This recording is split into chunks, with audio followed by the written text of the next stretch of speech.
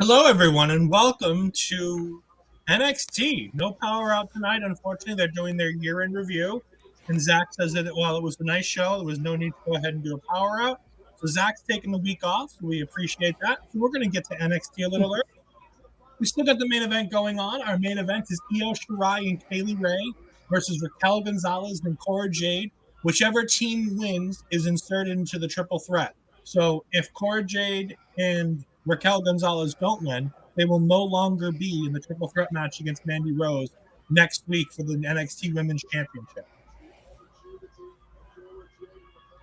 Joining me as always, we have Astrid, and we have our Gomer back from Choke Goat Gaming. So, Gomer, thank you for joining us again. Hey, thanks for having me on again. Yeah, we got a full house today. Cody is, as everybody knows, on assignment this week. He will hopefully be back in the new year after New Year's Evil. He will not be joining us next week. But New Year's Evil got a whole revamp tonight during the show.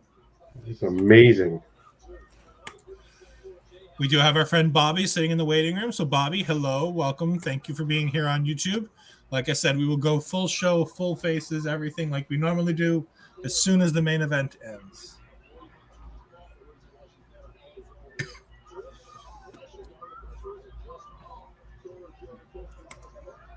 Oh.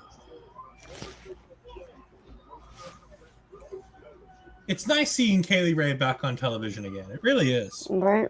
It feels like even separately and together, it feels like they've been like agents introducing like her and Io wrestle, but Io wrestled last week. Yeah, you said it, and I was on the same lines. I'm like, you mentioned it's like it feels like it's been forever since we've seen her. I'm like, but I feel like we just saw her last week. It was last week. Yeah, it doesn't feel like it. It does not feel like it. Lots of big news tonight for Love Wrestling in and of itself, and all kinds of stuff going forward. So we got some of that to join us for later on tonight. Does everybody have what their favorite thing of the night was? Oh, gosh. I think I do. Okay. I have to wait until this is done completely. If this is going to take it or if that other thing is going to take it. We are going to have a lot to talk about this. Bobby says, I like Tiffany Stratton. I have a lot to say about Tiffany Stratton, and it won't get me canceled, but I have some thoughts. So we will definitely get into that as we go there. I was putting my daughter to bed during that segment. I got to see like a few seconds of it, and then, of course, with it being a newcomer, it was going to be a relatively quick showcase match, and I really didn't get to see it. I will say this, for as green as a competitor as she is with all of her other background, she performed very admirably in the ring. Her in-ring stuff isn't terrible. Does she have stuff to learn? Of course. Anybody as green as she's going to be, a year or two into the business has things to learn. But it wasn't a train wreck. There was that one spot, and again, we'll talk about that one spot. But she has an interesting finish, and she used the right methodology of, can I do this finish to everybody? And that I like. I like the idea of having a finish that you can do no matter what size of opponent you're wrestling.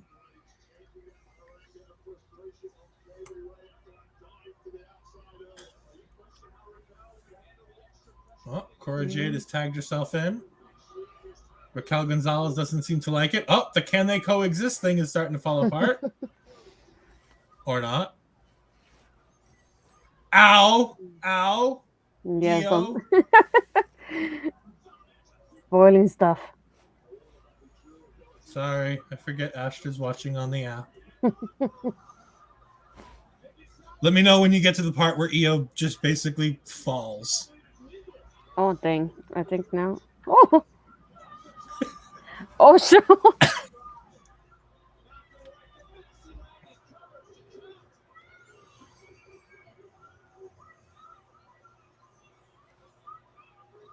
Alrighty then.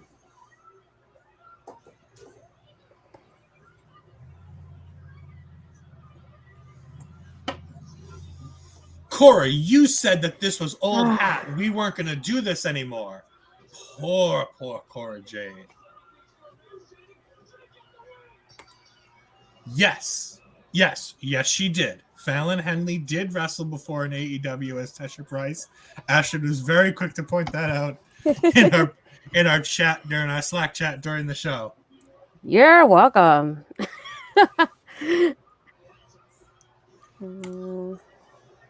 You know, I could really do with these Mandy poolside things every week. It'd be great. Sure. So did she just change from the other bikini that she had from last week and just recorded this on the same night? I'm going to guess so. And again, I have thoughts about this that I brought up to Astrid, and I think we're going to go ahead and talk about that. We are having some technical issues with Gomer, so hopefully he can go ahead and join us again in just a moment. I'll be able to erase you both from the championship. But yes, we have the finish as Mandy Rose taunts her opponent's poolside. You know, there are many other worse ways to go than being taunted by Mandy Rose poolside. But with that, NXT is wrapped up, so we are going to go ahead and hit the intro as Gomer tries to get his technical issues sorted out, and we will join you on the other side of our intro video. Stay tuned.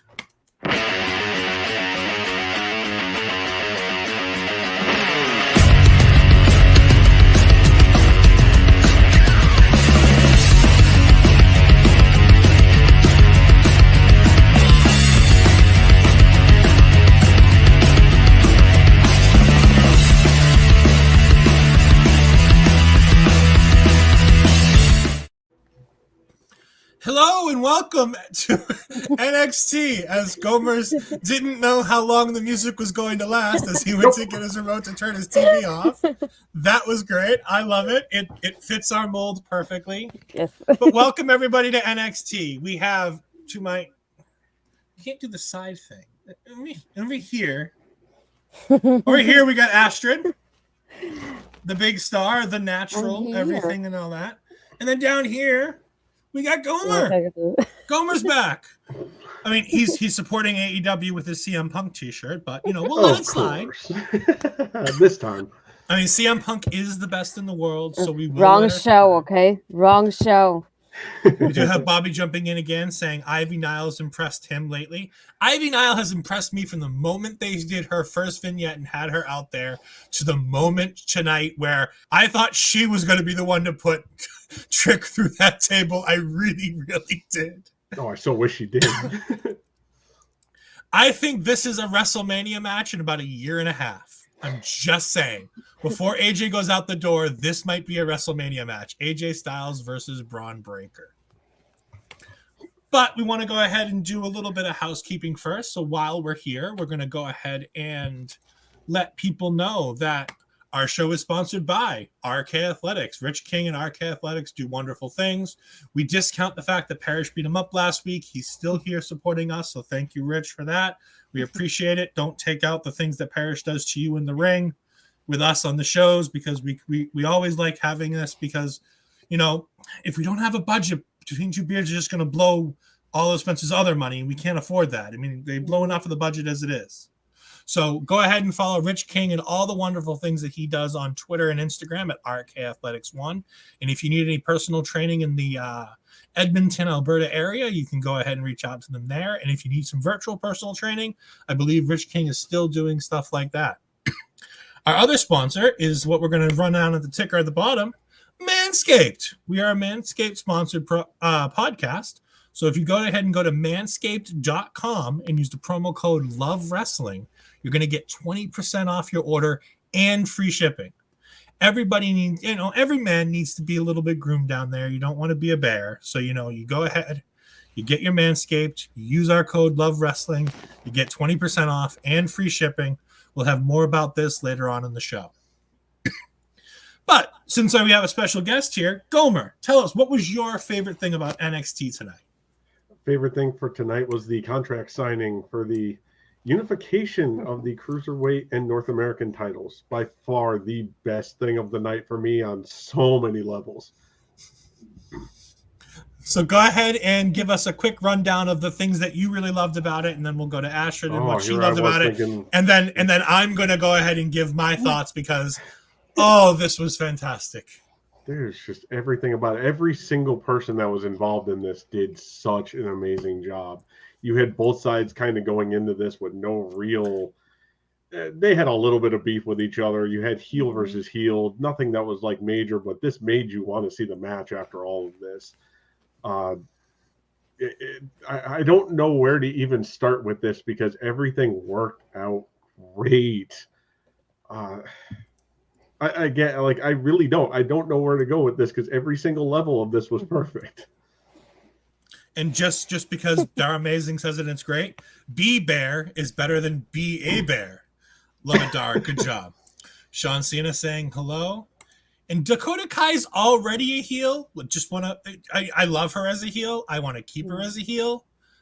She's fantastic as a babyface. That Shayna Baszler run with her as a babyface, absolutely fantastic. But Dakota Kai's been a heel since War Games, a year and a half ago? Or was that 2 years ago? Yeah. Not this most recent War Games, but the one before it where she kicked poor Tegan Nox into the cage and essentially, in her own special way, kicked Tegan Nox out of the WWE. Yep. But no, getting back to this promo, I'm going to skip Ashford for a moment because there's so much I want to talk about this promo. Trick Williams doing his Trick Williams thing and just being fantastically nonsensical, really. Like, just absolutely nonsensical. But having somebody like Malcolm Bivens to play off of. And this is where people like, Malcolm Bivens is dumb. Malcolm Bivens is annoying. I don't like Malcolm Bivens. This is why you're all wrong. Like, flat out. Everybody gets to have an opinion. This is where you get to have your wrong opinion. These are the moments where Malcolm Bivens is an absolute star and is bigger than anybody in Diamond Mine. Where he's like, Roderick, let me break down for you and translate what he just said. And he used really big words to translate all of Trick's. I don't want to say ebonics because it wasn't ebonics. It was street talk. The kind of talk that you hear on, just you with your friends and whatnot, that you would never say in a professional environment. And it was fantastic. And Roderick gets it. And we hear Roderick Strong talk, which, as Astrid said in our chat, it's something you don't hear enough because you often forget that he has a voice because he never talks for himself because everybody else might as well do it. But he can talk for himself, and he's not bad at it. You then get Carmelo Hayes looking like an absolute stud. Suit jacket with no shirt. He had the glasses on tonight, hair pulled back. Absolutely fantastic. All business. I did like one segment that I got with Trick Williams that I just, it floored me, and I've missed the next 6 lines. I've got 3 women and 2 legs. Sure, Trick. I don't know what that has to do with anything that we're talking about, but that was great. And then, like every WWE contract signing, it looks like everybody's going to come to blows, except Roderick Strong, who's sitting there going, I'm fine. I'll wait. I don't have to do anything. There's nothing I have to do. And you got the Crees in the background starting to get all undressed and whatnot. So then everybody leaves the ring, and you're like, okay, it's going to be fine. And you got Malcolm Bivens back on the microphone, being Malcolm Bivens, being a star, being genius.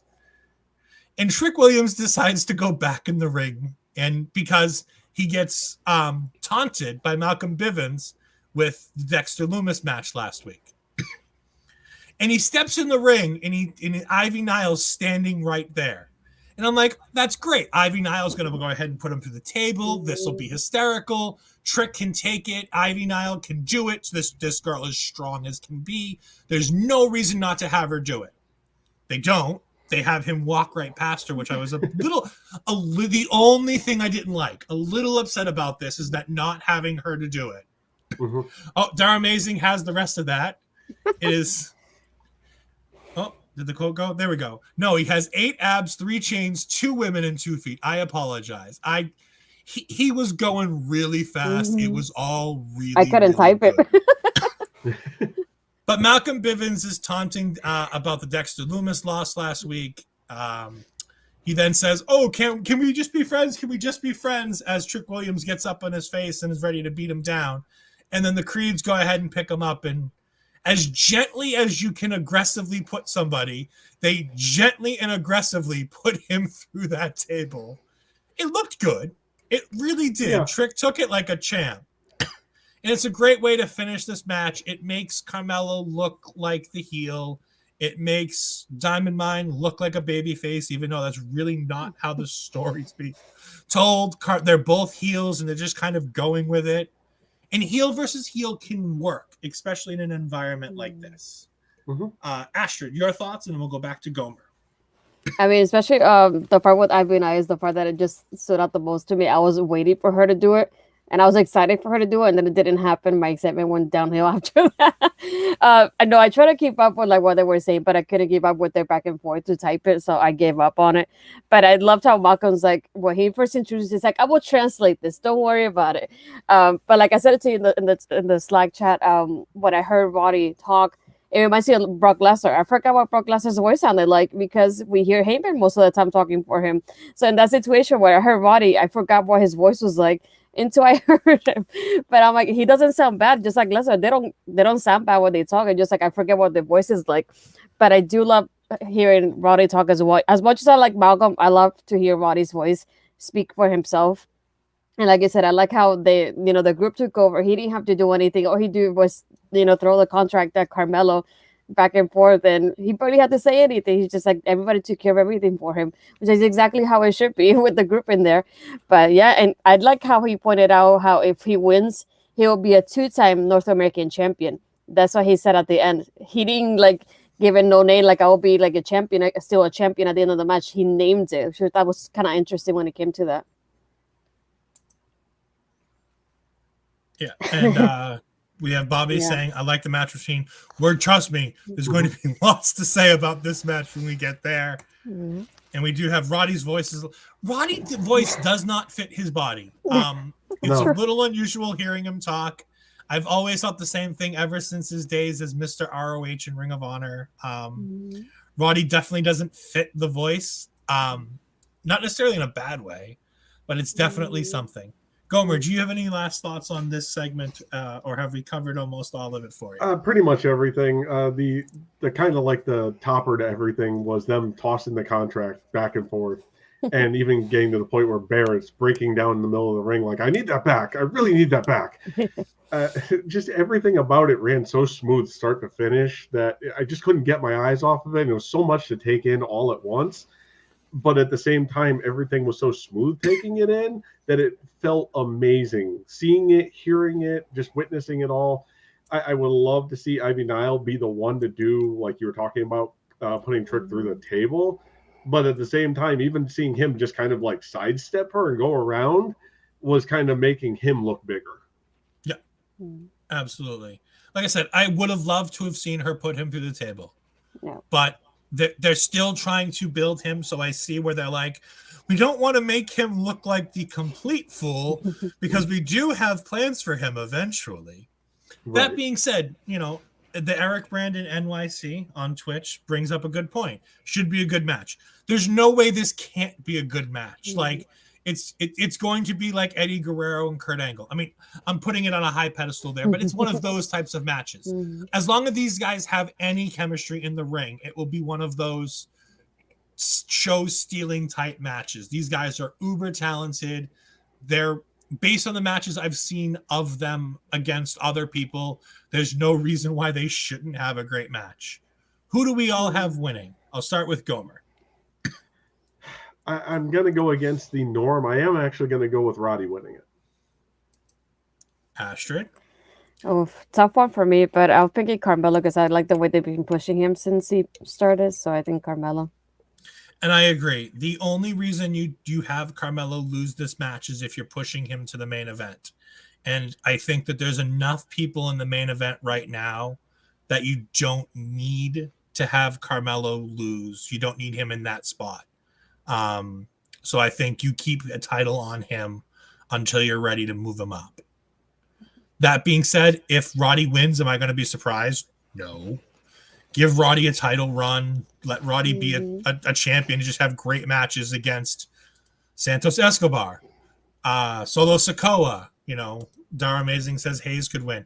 This program could go on another 2 months, by the way, and I'd be thrilled. Like, if you want to give me 2 more months of, Carmelo Hayes running through everybody in Diamond Mine to get back to Roddy Strong, I'm okay with that. Mhm. Yeah. Astrid, what about you? What was your big takeaway of the night? Oh my word.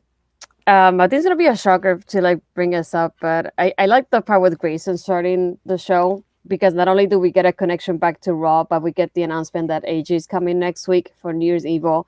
And not only that, but I feel like the crowd made that segment for me because they were so into him. I feel like that's probably the hottest I heard the crowd aside from the Solo Sikoa and Santos match. Now But you say still, you say into. They hate yeah, him. I know. Yeah, we're just Okay, I just want to yeah, make sure that we're making the clear distinction. They're yeah, not into yeah, Grayson Waller. They hate yeah. Grayson Waller. So Okay. just yeah, I just love the reaction they give him, and I feel like they were not quiet about it. They were not shy about it. And aside, like I said, aside from Solo Sikoa and Santos, this is probably the hottest I heard the crowd the whole night. Chanting for him. No matter what he said, they had something back to say to him. And then I like how they brought it back to like the part with Raw. Like one of my favorite lines that AJ said to him, and I had to write it down because I know I'm like, this is where the stars are made, and you're not a star. You're not even close. And I'm like, oh my word. And I like how even with the heat that he was getting, he was still trying to talk, but you could hear the crowd so much louder. And I'm like, I love this. I was like this the whole time. I didn't want to type anything because I didn't want to get out of my concentration. Um, and the other part I like what AJ was showing him around. He's like, oh, this is the ring and this is the commentary table. Like, you don't belong here, but I'll show you around though. This is what it's like. And having AJ come up on the Titantron that he's coming next week I thought it was interesting. Like I told you in the chat, having 2 main roster people come to New Year's Evil next week. Super interesting to start the year for NXT as well. But yeah, I like that other part where he said I will give him the Dexter special. Like I love Dexter, but that line just got me afterwards. And the part with Indy, where he said that Indy's a 10 for Dexter, but a 3 for him. So I thought that was interesting, especially with her tweet afterwards. But I love the segment. Just gonna leave this down here. Oh yeah. Grayson Waller came to Raw before Veer Mahan. Gomer, your thoughts on this segment and Grayson Waller as a whole, since we haven't had you on to talk about him since this delightful turn. I can't talk much about the first part of the segment. I had just gotten home when the show started, so I did miss a little bit of the beginning. I got to see about the part where he was leaving the ring when Odyssey Jones was coming in. Outside of that, the rest of him, Grayson Waller, I've been saying since day one, has been amazing. I feel like he is a star. He's been a star since day one. The very first time I saw him in the ring, I felt like he looked a lot like everybody else. Like he was the younger guy. He was bigger, not like huge in any way, but at the same time, he came off in his moves. He came off in his delivery, his facials, everything, that he was a step beyond and above everybody else. And he kept doing that, whether it was War Games, whether it's been him taking out Johnny Gargano. Everything has been amazing, and he is showing what a true heel should be, getting hate from the crowd, getting everyone to basically want him dead. Like, this is what you want out of your top heel. Absolutely. I mean, Grayson Waller, I said it on Twitter the night that after the week of the Johnny Gargano stuff, like that next week when he was on TV and going through it, I'm like, this is the kind of heat you build for a star. This is how you build a heel star. He's had to do next to not, like, the promos that he's cutting are really generic cookie cutter promos. The words in the promos, they're very generic cookie cutter. Anybody could cut them. But the way he acts, the way he portrays himself on television. Hell, look at Josh Robinson's Twitter during a Grayson Waller segment. Like, Josh hates Grayson Waller. And it's fantastic, and that's good.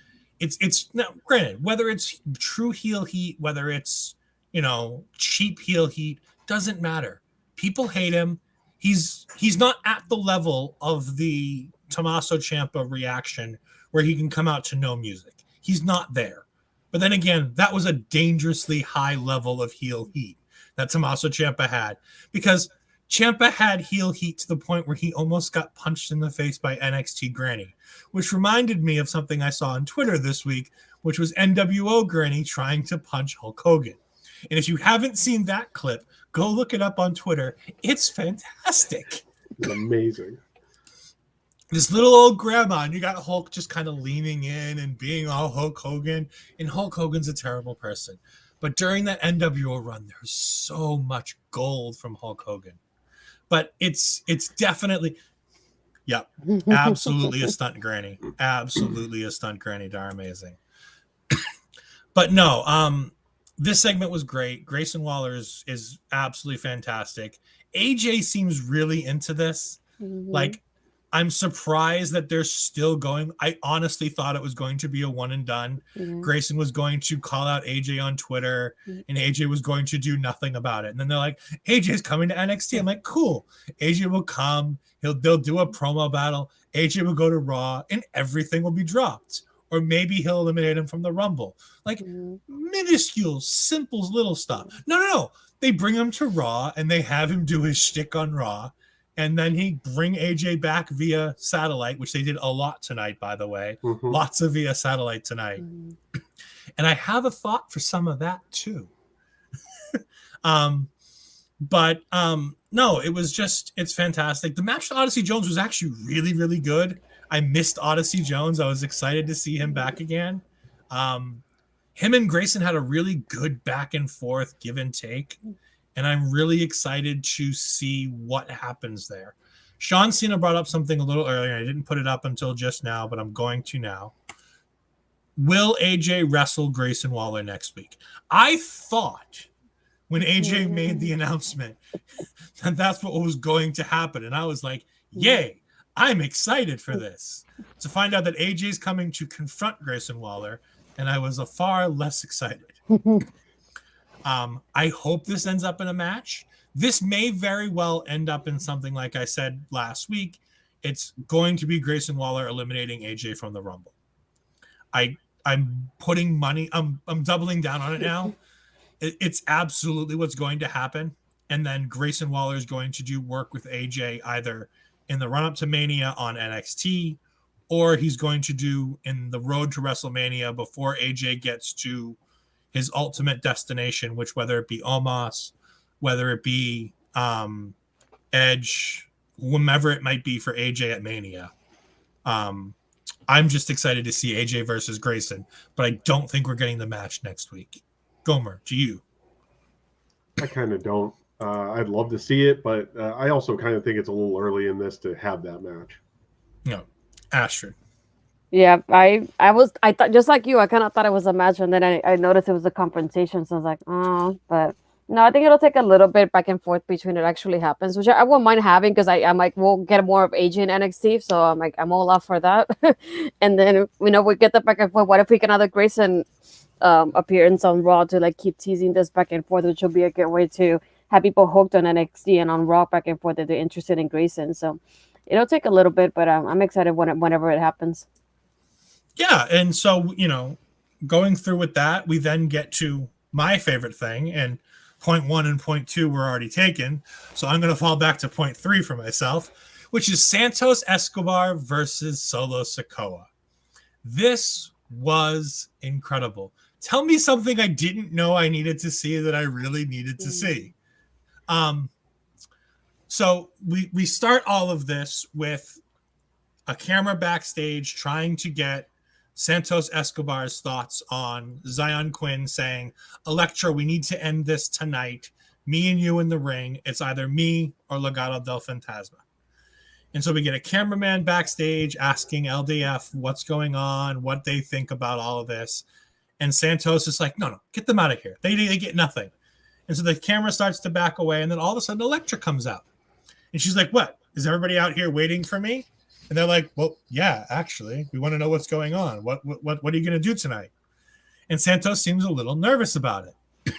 And out walks Solo Sikoa. And this poor man just comes out of his locker room like, oh, people are here. Yo, I didn't mean to do this here. Just let me leave and I'll be okay. And Escobar's like, no, you disrespected me. You came into family business. How dare you? You must apologize to me. Why? For coming out of my locker room? Like, do you not know this is blonde Roman Reigns? Like, look at him. Listen to him talk. He's blonde Roman Reigns. You don't talk to him like this, Santos. Needless to say, Solo Sikoa says, you want to settle this? We can settle it in the ring. And, of course, Santos Escobar, while being a chicken shit heel, is one of those chicken shit heels. It's like, you want to fight? Sure, we'll fight. I mean, I'll cheat to win if I can, but we're going to go in the ring and fight. And they have an amazing match. Like, Solo Sikoa is ultra talented. He could be on the main roster if he wanted to right now in the bloodline, and nobody would complain. He could hold his own against anybody on that main roster and have a fantastic match. His frog splash is still the best frog splash in WWE right now, and it might be better than Eddie's. It might be better than Eddie's. What? I'm sorry.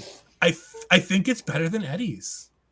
I like his splash. It's not 5-star. It's not, Eddie shooting the frog, but that splash is absolutely fantastic. It's up there in that top 3 of Eddie Guerrero, Montez Ford, and Solo Sikoa. Like, it's significantly in that top tier echelon of perfect splashes. Like, he hits it just right every time.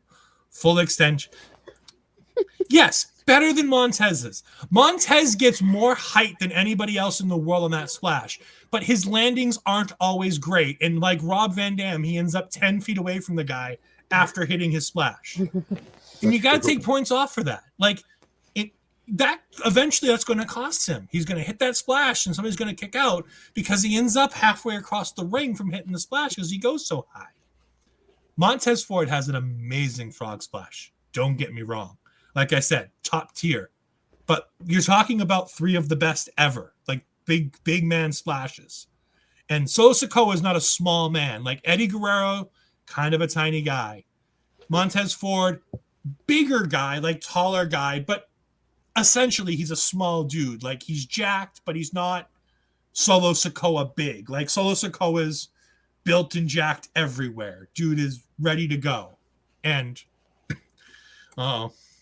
yeah, I think I may have put my foot in my mouth here saying it's the best frog splash. We're definitely getting some Montez love, and I agree. Montez has a fantastic one. We do have Bobby Benito saying Solo Sikoa versus Carmelo Hayes. Sign me up. I'm in for that. And if you want to take the title off of Carmelo Hayes, that's not a bad guy to do it. Put that new title on Solo Sikoa and let that dude just make that thing a fighting championship. I'm all in there. I don't even consider her in the discussion. Like, I'm sorry. Like, I know this is going to get me heat with all the Sasha stans, and I've been through this on Twitter before. I hope they don't find you. If they find me, they find me. But, like, Sasha has no regard for her own body, let alone her opponent's body. And I knock a couple points off for that. Like, Sasha and Shotzi both want to attempt to hurt themselves every time they dive outside the ring. And so everything they do gets a little bit knocked off because they don't care whether they hurt themselves or their opponent. And that has to mean something when it comes to the wrestling. Yes, it really does. That being said, Gomar, let's go ahead for you on your thoughts with Santos Escobar versus Solo Sikoa, so that hopefully I stop getting hate for my frog splash. Well, first thing I'll say, this was right when my wife was coming in to say goodnight. She looks at the TV, and she's not really a wrestling fan. She knows enough about wrestling from being around me and being at shows with me and everything. So she knows a little bit. But she looks up at the screen, and she goes, is that one of the Usos? I'm like, yes, that is essentially that is definitely true. Yeah, that is one of the Usos. He's just not with them on the main roster. Okay, cool. And then she sees Santos come out during his entrance, and she goes, he looks like Roman Reigns. Like, wow, this is kind of insane. Like, look-wise, she was actually right. But, I mean, from the looks of them and having even just those names thrown out there right away for somebody who doesn't watch wrestling at all, that's pretty cool. So, I mean, she actually sees them as being bigger talent from being on this side of it. That was pretty cool. The match was great. The only thing that I didn't like was Solo later on, as he was coming back and kind of raging through things, like after taking the beating mid match. There was no real selling of any of the stuff that was done to his back. Those are little things like I would love to see more of that because he's actually doing things with his back as part of his maneuvers and just kind of walking right through them. Those are the only things that I don't like about that. I like when I get to see a match and a wrestler's there and going, okay, they were working my back the whole time. If I do anything with my back, I should kind of sell it as I'm getting up instead of just flying straight through and going, all right, cool, next move. Other than that, the match was great. And I think that will come. Like I wholeheartedly agree. But then again, this is why it's NXT. This is why it's back to being developmental again. And honestly, if that's the smallest thing that we have to pick on, cool. I'm all in for that. We've seen a lot worse things from people on the main roster that I'm like, ooh, that guy can't wrestle. Like, period. Can't wrestle. Like, I'm still worried about whether or not they need to bring Omos down to work with Grayson Waller as Grayson Waller's heater because they're going to be afraid of whether or not he can hack it on the main roster in the ring by himself. Oh, totally. I agree with you on that. And yeah, if this is like the small things, that's awesome. But these are the things that I would hope, going forward, we get to see a little more of that. I know there's plenty of things, and it's not just like a thing on NXT. We see it on the main roster. We see it in other companies that they kind of push through things, and the selling ends up being the last thing they think about. I'd love to see just those little things because it gets me more excited during the matches. It gets me more enthused, and it makes it more realistic. No selling. Like, who does this guy think he is? Hook? Okay, moving on. Astrid, your thoughts? Oh my gosh. Get all the hookers after me too now. I got the sausage stands in one hand. I got the hookers in the other. You're just out for hate tonight, Ed. It's a handicap match now. Yeah. Good luck with that one. I hope nobody clipped that just in case, but yeah. No, overall, that was one of those matches that like I had that I was so concentrated, so in the zone. I didn't even take notes on it because it just like I love that back and forth. And even the crowd, that's like I mentioned earlier, that was the part that the crowd was so hot for. They didn't know who to pick. They were between both of them. It was like Uso chair, and then we got Santos over here. It's like that back and forth, and I love how into it they were because it just makes me more into it myself as well. Like hearing that crowd like that, and I like the part of having the guys on one side of the ring and Elektra on the other side of the ring, like separate through this whole thing. But I was expecting Zion to come out and like confront Elektra because didn't he say he wanted her answer tonight? But I don't know if I missed something. I'm like, I didn't see him coming out. So I was expecting him to come out and like ask her in front of Legado, like, is it them or me kind of situation. So I was expecting that part. And then I'm like, did I miss something? Maybe I was getting ready. I'm like, I didn't see anything from him. So just like, I wonder about the answer though. He came out. Santos saw him and did a dive through the ropes and knocked him down and then got back in the ring. And that was shortly before the finish of the match. Elektra didn't give the answer, but at the same time, she didn't help Santos, it looked like, because Santos looked very angry at her at the end of the match. So I'm guessing continue the story, which honestly I'm all in for. Like anything that keeps Elektra Lopez, Zion, Quinn, and Santos Escobar on my TV screen. A+, let's do it. Exactly. Like, these guys are great. Yeah. That being said, Nightbot just brought up a great thing that we're going to bring up right now. Get some Love Wrestling merch at lovewrestling.ca/shop. But guess what? Do you want somewhere else to get your Love Wrestling merch? Well, I've got the place for you. I've put it in the comments now on all of our different platforms. But we have a new shop opened at What a Maneuver. We have partnered with What a Maneuver to have our own collection over there because things have happened and everybody knows what's going on. And if you don't, well, sorry, I'm not going to explain it here. That being said, go to whatamaneuver.net/collections/love-wrestling-ca to find 2 of our shirts right now. But just wait, there will be more. People have been talking already in the Slack chat. Slack chat's going crazy. People having ideas for merch. So definitely go ahead to whatamaneuver.net/collections/love-wrestling-ca And Dash you'll be everything. dash everything. And you'll be able to go in there and you're going to be able to get, we have our original Love Wrestling design up there right now. And with proceeds supporting the Trevor Project, if I'm understood Spencer correctly, we Yeah. do have our Love Wrestling Pride shirt on there as well. So while it might not be Pride Month, us here at Love Wrestling, we love everybody. We want to make sure that everybody is safe and taken care of. So supporting the Trevor Project and giving proceeds to them, we want to make sure that we go ahead and I'm not looking at the chat, so I'm assuming there's something in I'm there. sorry, that made me Yeah. laugh. Yeah. It's fine. Let me open up Dashing Through the Snow. We're not talking about Cody Rhodes. No Cody Rhodes dashing anywhere. No Wrong show. dashing Cody. Mm. Apparently, it's been clipped. I Oh. don't know what's been clipped. I'm Oh. afraid. Persia. Now, did I miss something, or were they supposed to have a match tonight? Oh yeah, they were supposed to. They should have, obviously, based on last week. So we're Right. going to get into the elephant in the room that's kind of been through a lot of wrestling right now. COVID's back, especially in WWE. And COVID's back everywhere, by the way. I was gonna say, did it really leave Yeah. though? I mean, for the most part, WWE has been unhit by COVID for a while. But all of a sudden, COVID's back, and COVID's back in a big way. Mhm. And this show had it hit in places you didn't expect.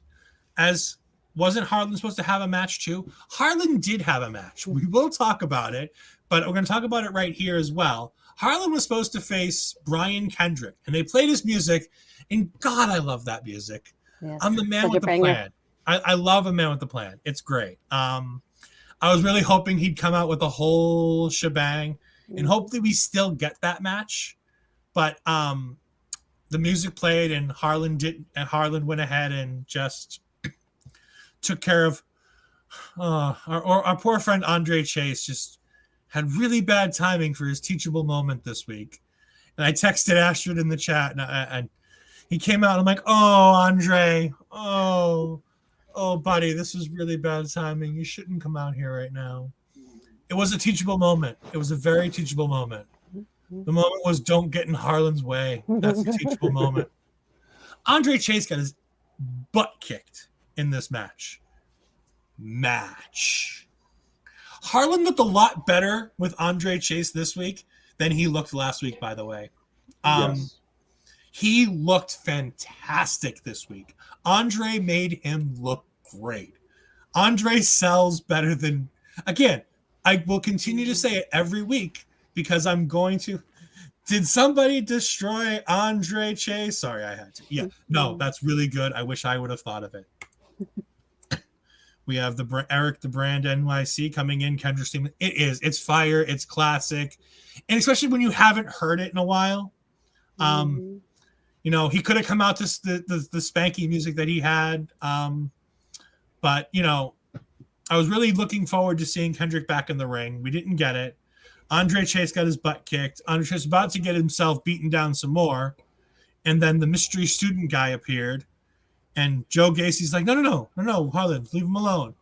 And then Harlan kidnapped him, which, again, all right, Harlan is definitely Frankenstein's monster, so I'm cool with this. But it works because you can definitely see Frankenstein pulling the strings with Joe Gacy here, to the point where Joe Gacy has to talk him off of throwing the kid off the building, which was great. Like, I get it. It's probably not in good taste. I probably shouldn't like things like this. But threatening to throw a kid off a building is just fantastic. It gave us a very interesting look at the PC, otherwise known as the CWC. But this was great. Astrid, your thoughts on this before we go back to Gomer? Yeah, I'm like, I love Brian Kennedy's music. I was hoping he would come out. I was hoping he would come out from behind him at least. And then no Brian. Such a disappointment for me in that part at least. But yeah, just like, I didn't think like the match officially started, but the ref stopped it. So that made me wonder, did the bell ring? Because I'm like, I didn't notice if it did or not. But the referee stopped everything. But I was like, I'm going to be one of those people and look up who this guy is, like the student, because it's going to come up later that he signed and I didn't even realize it was him, because that happens to me all the time. But the way that Harlan pulled them out, I was like, holy crap! I was like, it hurt me, and I wasn't even part of it. But yeah, when they showed us the point of view from like outside of the building, I remember writing in the chat, and I'm like, this is an interesting point of view. And then all of a sudden, I hear them, and I was like, oh, so this is where they ended up actually. I was like, I feel bad for this kid, but yeah, but at least he's saved. He didn't get he didn't get thrown off the building. But yeah, it'll be interesting to see like if they introduce him, maybe sometime in the next couple of weeks, him and Andre versus Harlan and Gacy, maybe. And Gomer, your thoughts? Would love to see that. Would love to see like that random person out of the crowd that just becomes another star in the making. Harlan looked fantastic. He looked amazing and beast-like in this. It was everything that I've kind of wanted to see from Harlan, and I didn't feel like I saw before. Everything was just kind of there. This felt like another level of Harlan, like actually coming off. It was sad that Brian Kendrick wasn't there. I loved hearing the music. I kind of was loving that, waiting to see him come out. Just the white jacket, everything like that, just really stepping up. Nothing like that. And seeing Harlan still facing the camera, actually. I kind of wish that they kept doing that even when Chase came out. Harlan facing the hard cam while Kendrick's music hit meant that he just didn't care. I love that. I love that little tweak in his character. When Chase came out, he turned, and I'm like, I wish that didn't happen. But, let's see where this goes. Yeah, Chase ended up looking horrible as far as like defeat, but he did the right things. He made Harlan look like a monster, a pure beast. Couldn't do it any better for something that short notice and something that we didn't expect. Yeah. And tonight's unofficial list of scratches, we had Persia Perota and Indy Hartwell. We had JC Jane and Gigi Dolan, Dexter Loomis and Brian Kendrick. That's 6 names that we expected to see on tonight's show that weren't there. Plus Mandy's promos. And yes, back to Mandy's promos and something that I messaged to Ashley while we were talking about it. Mandy Rose has been poolside doing... Now, mind you, I don't have a problem with Mandy doing poolside promos. Honestly, if this is the rest of her gimmick, fine. Cool, Mandy doing poolside promos. I'm a happy man. That being said, it's interesting that in the build to one of her more definitive main events that she's got coming up, where it's going to be the stamp on her as a NXT Women's Champion, she's not there for the build for the last 2 weeks. Put 2 and 2 together. I'm thinking she's in COVID protocols. You don't often miss 2 consecutive back-to-back weeks, especially on NXT, doing promos, unless you're missing for a reason. Because she has a reason to be on TV. It's not like some of these people that's like, oh, we're going to do a promo because we've got nothing for you to do this week, and we have 16 other segments that we need to get through. No, if Mandy were physically able to be there, she needed to be there for these weeks. So my guess is that she's probably in protocols. And again, if she is, if she isn't, none of my business. But as a viewer of the show, it's an obvious thing that I looked at. And going into day 1, it's going to be an even bigger thing as WWE tries to figure out what to do. Because as Sean Cena said, yeah, Seth Rollins tweeted about it. Now, Seth Rollins' tweet can be taken 2 ways. We have Dave Meltzer saying that Seth Rollins tested positive. If that's the case, he should not be at the show on Saturday night. Or he said COVID Christmas because it's a tweet about his football team. And as anybody who's watched the NFL knows, COVID has been running rampant through the NFL to the point where the Saints were down 22 players because of COVID. I happened to be watching a pregame show. I saw it. It was a really interesting stat. It stuck with me. But I did think it was interesting that there were a couple of things in this show that were obviously changed because of COVID. And Ashford, I'm going to pop you out for this one because me and Gomer are going to have some fun and talk about Manscaped. So Gomer, did you know that support for this for NXT is brought to you by Manscaped, who is the best in men's below-the-waist grooming champions of the world? Manscaped offers precision-engineered tools for your family jewels. Manscaped has just launched their 4th-generation trimmer, the Lawnmower 4.0. You heard that right, the 4.0. Join over 4 million men who trust Manscaped with this exclusive offer for you. You get 20% off and free worldwide shipping when you use the code Love Wrestling at manscaped.com. That's manscaped.com. Gomer, have you ever used Manscaped, or have you ever thought about using Manscaped? I have not. I've thought about it though. Yeah. So it's imagine having a nice sleek shaver like you would have for your face. But you know what? You decide that not only your face needs to be shaved, you need to, everything needs to be shaved. You need to look good. I mean, you have a wife, you have a family. You've mentioned that just now. You want to look good for her, right? You want to, be the champion of the world for her and make sure that everything's looking great. But you don't want to use just any kind of razor down there that might nick and, cut things, right? Correct. Exactly. So you want to use the upgraded trimmer with a multi-function on and off switch that can even engage with a travel lock. It has a light that's 4000K LED spotlight to make sure that you can see exactly what you're doing, because Lord knows you don't want to cut the wrong thing while you're down there. It has wireless charging and using an electromagnetic, so you don't even have to plug it in. You just go ahead and you set it down, you put it in the charger, and it's good to go. You can get 20% off and free shipping worldwide with the code Love Wrestling at manscaped.com. Again, that's 20% off and free shipping at manscaped.com by using the code Love Wrestling. Unlock your confidence and always use the right tools for the job with Manscaped. Sorry, Gomer. I just thought it'd be more fun to have you popped in with that one. I've already promised Astrid I will never have her on camera when I do the actual Manscaped reads. Thank you. Protect me at all costs.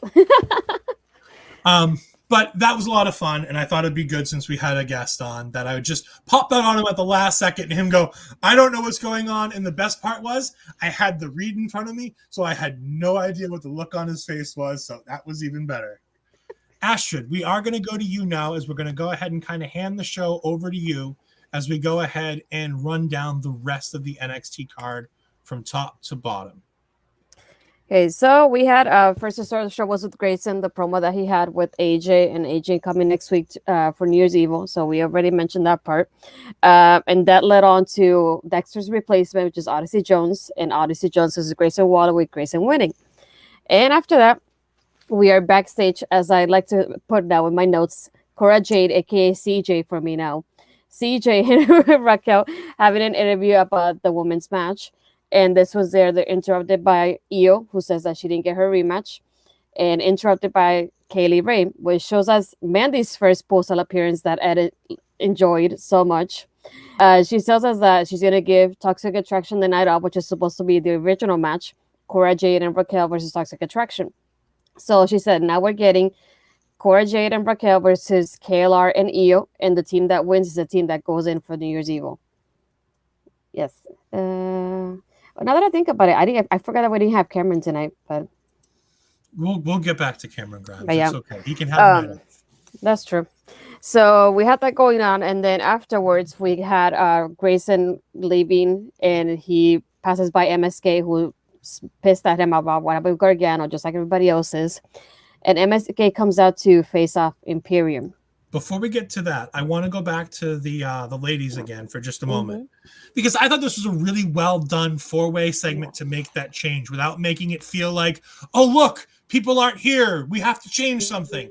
It had a reason. You had Cora Jade and Raquel Gonzalez out here and making a whole lot of sense, being like, look, we can get along tonight. We don't have to fight tonight. It's not about tonight. It's about next week. So for tonight, we just go ahead and we do our business and we take care of the two wannabe. So I love the idea. She was saying toxic trash, and she gets interrupted. And she's like, toxic trash. As Io Shirai shows up. And Io has a point to come in here and be like, look, I don't care which one of you wins, whether it's Mandy, whether it's you, Cora, or whether it's you. She's like, you still owe me a women's title match anyways. And I'm like, cool. Makes sense that Io's there. I'd like, again, all these ships passing in the night. And then you have Kaylee Ray come in. And like Mandy says, now you have the whole War Games team. Well, what happens when your team wins War Games? Everybody thinks that they deserve a chance at the top title. So it makes perfect sense that all 4 women are there.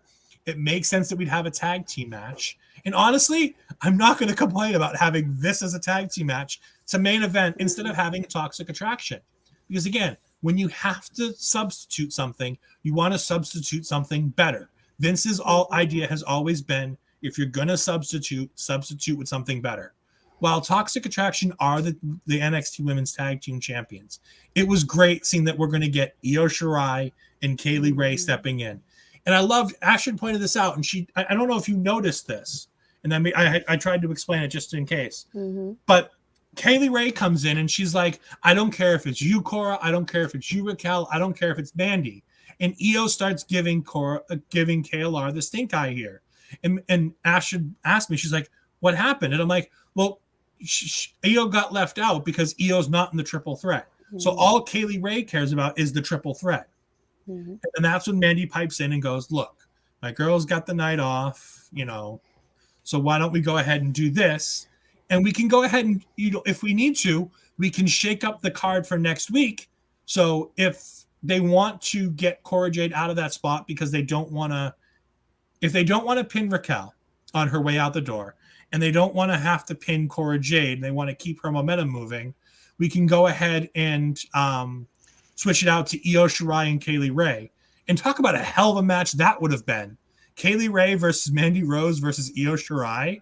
Like, I would have been fine with that being the new women's title match. Sorry, I didn't mean to interrupt the rest of the show, but that was just a fantastic segment of changing things around. Gomer, I don't know if you have any thoughts on it. Yeah, I was actually going to jump in just in case. That made me want to see the main event of this more than them versus Toxic Attraction. Like, easily. This was actually something that felt like it could change. It had implications, like as far as the actual triple threat itself, and it gave us a very fresh match with two teams that easily could have been involved in the triple threat afterwards and still made it amazing. I was actually kind of hoping at the end that it kind of went with the normal WWE trope of, hey, neither team won, so all of a sudden we're going to have this big like 5-way match at the end. It didn't, and either way, that's totally fine, but this got me excited for the rest of the show, like easily. Like right away, it was, ooh, I cannot wait to see this match. Oh, yeah. I did like more than anything because even though we knew that Cora and Raquel were going to win, it kind of gave you that idea of like having Io and KLR in there, and it kind of made you want to have it at the same time, even though you probably knew it wasn't happening, but you still wanted it. But I love how, like you said, it made sense though for them to do this kind of replacement. And it would have made it so that it wasn't such a bait and switch. Like a lot of times in wrestling, especially because of the carny element of what wrestling was, and the people who run wrestling, that whether it be the McMahons, whether it be anybody, there's a real bait and switch element to it. And especially this week with the pandemic going on and everything else that we've been seeing, the bait and switch element is real, and you've got to. There's a reason why card subject to change is on every wrestling card. And while it's not said, it needs to be understood that this is the wrestling business. And while Vince McMahon isn't good about being the most careful with this, they don't often bait and switch you for no reason. 9 times out of 10, if something big is baited and switched, it's for a reason. Whether it be a guy being hurt or, in this case, a global pandemic that is raging on, and you have talent like Roman Reigns who have supposedly gone home until Saturday because he's not comfortable being at any of the shows because right now he's immunocompromised. And you've got to take it seriously. And it's nice to see that they're finding creative ways to get themselves in and out of stuff like this. And also, like I said, who wouldn't want to see Io Shirai in KLR versus Mandy? Like, neither of those matches were going to be a bad match to watch. So it gave you a reason to think, oh, they might change this. Like, we might have been building to Cora Jade, but we might get something else. And at least it wasn't like it was, KC squared. Because KC squared would not have been a believable potential championship team taking them on. So, again, popping my nose in where it don't belong, but my thoughts. We're almost there. So, like I mentioned, we had the MSK coming out to face off with Imperium. They gave us a package telling us about Tiffany's debut, which I had no idea was happening tonight. I just got the email a couple hours before NXT, and I'm like, "Oh, it's happening tonight. That's interesting." At least she was faster than Veer coming to Raw, but sure, it happened. Everything is faster than Veer coming to Raw. At this point, I think he forgot what Prime is, because if not, he would have been there by now. But I like how we had Zion come on screen talking about the part with Electra and telling her that he wasn't answer whether it's Legato or him, and he wanted her decision tonight, which is why I was thinking like the whole time he was probably going to come out and ask her in the ring about her decision, but that part didn't happen like I thought it would. We had MSK. Surprisingly, I didn't feel like they got like that heat that we're getting before they left for the past couple of weeks, because we haven't seen MSK wrestle what 7 weeks now, maybe, I think about. Since they lost titles. Yeah, so it's incredible. Think like I feel like the crowd at least they responded better to them this time around. One of the parts that I did it made me laugh, and I had to write it down, where he says they're really high on life, and I'm like, jeez. Even Nash said in one of his lines, he said, "We're flying higher than we ever flown before." And I like more than anything. They're not gonna miss any one of these chances. Oh no. I was waiting for it. Yeah, every single time I was waiting for it, and then Wade said it, and then he said it. And then of course we get Matt Riddle on screen. Yay. By the way, did Matt Riddle look like he was high when he recorded this segment? Because like there's Matt Riddle cutting a promo, there's Matt Riddle from NXT, and then there was Matt Riddle tonight who looks like he just walked out of Rob Van Dam's front room. Like, you know, the room where Rob Van Dam just has all of his weed and just does all of his, like, it looked like he just walked out of that room and sat down on one of Rob's couches with his tag team title behind him. And by the way, the fact that he knew that Walter is Austrian was amazing to me. I don't know who told him that, but thank God, because I guarantee you, no matter how good of a guy Matt Riddle's seen, I have no idea who Matt Riddle is, you know, personally, how well he knows Walter. I know they've wrestled before on the indies. I know they probably have wrestled each other more than once, and they've been on plenty of shows together. But the fact that you know that Walter's Austrian and not German, considering everybody who you talk to about him, because he basically runs WXW, which is a German wrestling promotion. It's just fantastic that he knew that he was Austrian Eurotrash as opposed to German Eurotrash. So I just had to get that in there. Yeah. One of the other parts that I like is like when Imperium's coming down, they're doing the promo of their native language. And the first thing they go is like, where are the subtitles? Which made me think about all these promos that we have for the past couple of weeks with the subtitles that obviously we didn't get today because it was live, actually. We're not cultured enough. I did love that. Yes. They're explaining away like they're dumb. Like it's not like you can't say this. Like we get that you can speak these languages and it's great for you. We're not cultured. We're not smart enough to do this. Can you break it down for us? I thought it was like at least it's playing into their character and it's funny. Like it's just funny. And they almost got Marcel to bite. Did you see that? Marcel started to corpse on screen.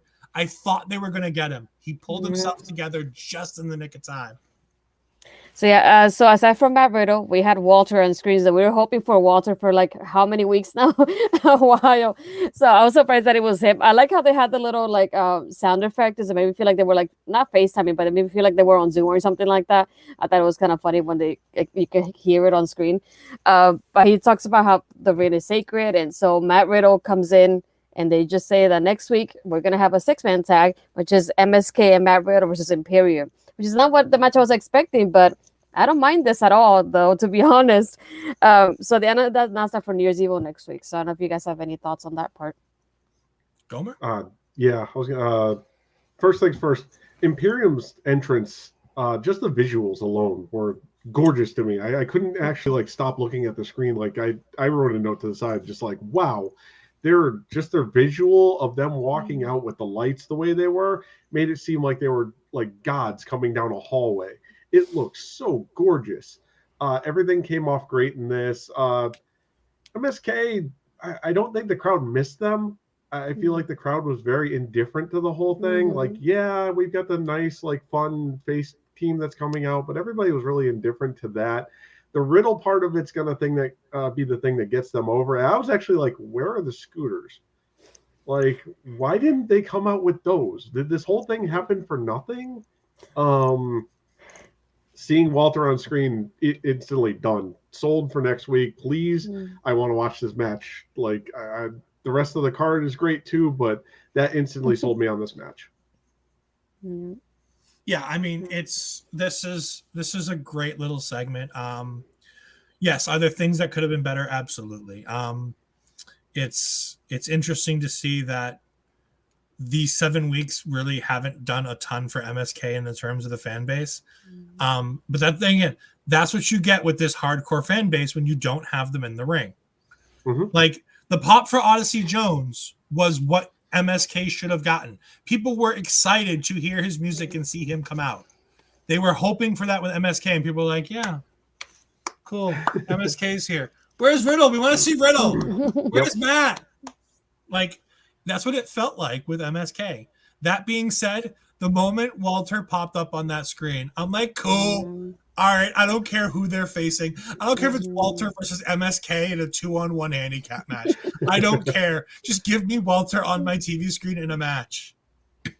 Yeah, we finally get him after how long have we been waiting for it? Well, the same 7 weeks that these two have the championships. So I mean, when was the last he was Stand and Deliver, right? The last time Walter was in NXT would be Stand and Deliver against Ciampa. Daddy, as I call him. Well, in NXT, actually, wasn't he on there again defending his title? Wasn't that Stand and Deliver against Ciampa? No, it was when he lost the title to Ilya. To Ilya. Oh, I'm sorry. Yeah, you're right. That was on a regular NXT. I keep thinking that was on NXT UK because it was the NXT UK Championship. Yeah, it was on regular NXT proper, but it was at one of the takeovers, if I remember correctly. It definitely was easily. That was my match of the year, like, period. So it's still there's no better match this year, in my opinion. I don't care what people have to say about these 60-minute draws and 30-minute draws and I don't care. I don't want to listen to what you have to say. Give me Ilya versus Walter, and that's all it is. Yes, Riddle is absolutely ready to be chopped by Walter. They've had matches on the indies. Go look them up. They are fantastic. I mean, Matt Riddle, people don't understand how good this guy was in his suplex gear on the indies. He's essentially the same guy he is now, but he had more flexibility to do whatever he wanted. And they got to book the matches themselves, which means Walter basically got to book a match, and which meant, I'm going to slap you. Okay, cool. Great. So after that, we had the part with Harlan and that we didn't get Brian Kendrick. So I don't know if you guys have any more additional thoughts about that part before we can continue. The part that I thought was interesting was also this part with having Idris getting the interview and Vaughn interrupting him. But then he has Malik Blade as a support. And I think Vaughn, I pushed him, I believe is what he did. But he goes, who the heck are you? Like, who are you? And it just might be like, because I'm like, this is the weekend that he goes, who are you? But he has a jacket with his initials on it. And this is the first time that I see any kind of like branding that kind of tells you who he is. But he says, who are you? But I know Ed popped for this one. So I just wanted to see what Ed was going to say. I mean, Von Wagner is just great. Like, Idris is like, I was lucky. What are you talking about? I beat you. And then Malik Blade comes through. He's like, and I'm going to beat you. I'm like, Malik, who are you to speak? And as I'm thinking it, Von Wagner goes, who are you? And I'm like, yes. I'm like, I only know it's Malik Blade because he had the initial. Had he not had the jacket on, I would have not known who the hell it was either, Vaughn. So don't worry. You're not dumb. And by the way, I just want to point something out. I'm scrolling through Twitter during these shows every now and then to see if something's come up. Grayson Waller did a promo about how much he hates Detroit last night. It was about this. It was this morning about how much he hates it. The Detroit Tigers have responded to his tweet by saying, guess we found WWE's softest wrestler. If this guy can't handle the cold, sheesh.